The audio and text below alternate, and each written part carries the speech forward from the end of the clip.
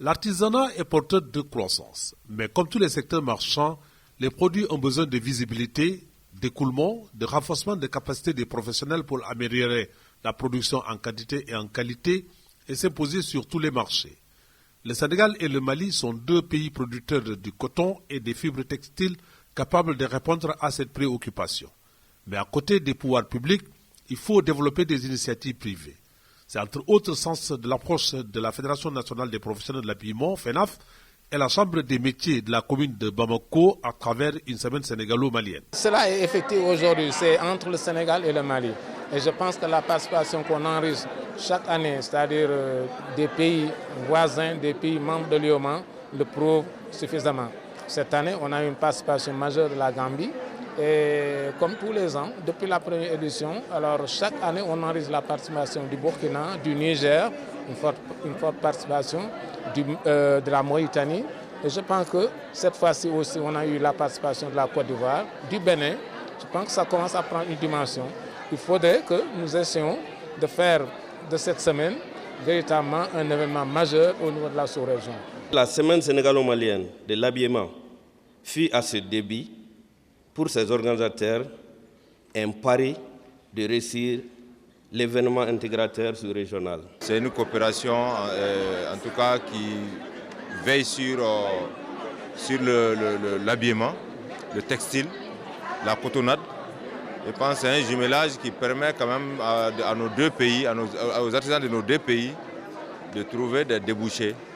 D'abord, se fréquenter, se connaître, découvrir ce que chacun de nous a comme, en tout cas, expertise en matière de textile.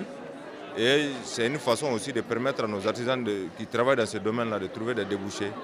Et je pense qu'au-delà de nos deux pays aujourd'hui, au niveau de la sous-région, il y a un certain nombre de pays qui ont vraiment décidé de participer. Donc à la longue, je pense que ce serait plutôt une affaire de la sous-région et qui va au-delà de nos deux peuples qui ont bien voulu initier. Depuis 2007, les professionnels de l'habillement des deux pays se côtoient pour échanger leur expérience et présenter leur savoir-faire en mode et en style et proposer une gamme variée aux consommateurs.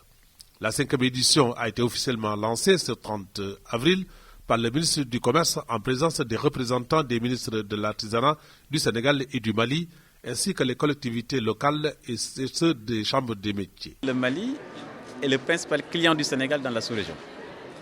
J'ai l'habitude de le dire, le Sénégal exporte plus de 150 milliards de francs au Mali.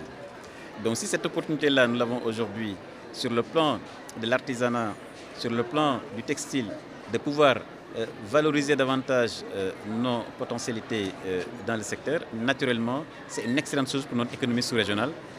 C'est une journée également d'intégration, puisque nous sortons d'une semaine de promotion de l'oignon sénégalais dans la sous-région.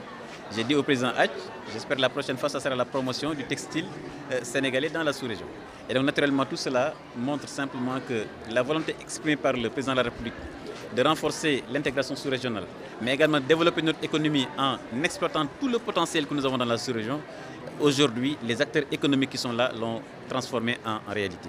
Situés en Afrique au sud du Sahara, le Sénégal et le Mali, liés par l'histoire et la géographie, ont un destin commun. C'est pourquoi des prières ont été dites afin que la paix revienne au Mali.